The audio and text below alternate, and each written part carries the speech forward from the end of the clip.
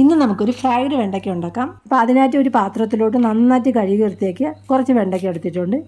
എന്നിട്ട് ഇതിൻ്റെ രണ്ട് സൈഡും ഒന്ന് കട്ട് ചെയ്ത് കളയണം. എന്നിട്ട് രണ്ടായിട്ട് കട്ട് ചെയ്തെടുത്ത് ഇത് കനം കുറച്ചൊന്ന് അരിഞ്ഞെടുക്കണം. അപ്പം നമ്മളിതിൽ അരിഞ്ഞെടുക്കുന്ന സമയത്ത് ഇതിൽ കുരുവെല്ലാം ഉണ്ട്. അപ്പോൾ അതെല്ലാം ഞാൻ ഒന്ന് എടുത്ത് മാറ്റിയിട്ടുണ്ട് കേട്ടോ. അപ്പോൾ കുരു മാറ്റിയില്ലെങ്കിലും കുഴപ്പമില്ല. അങ്ങനെ നമ്മൾ ഈ കട്ട് ചെയ്ത വെണ്ടയ്ക്കയെല്ലാം ഒരു പ്ലേറ്റിലോട്ട് ഇട്ട് കൊടുത്തതിന് ശേഷം കുറച്ച് മഞ്ഞൾപ്പൊടി, പിന്നെ മുളക് പൊടി, മല്ലിപ്പൊടി, കുറച്ച് കുരുമുളക് പൊടി, ഗരം മസാല, ഉപ്പ്, പിന്നെ 1 ടേബിൾ സ്പൂൺ മൈദയും കുറച്ച് കായം കൂടെ ചേർത്തിട്ട് ഇത് നന്നായിട്ട് മിക്സ് ചെയ്യണം.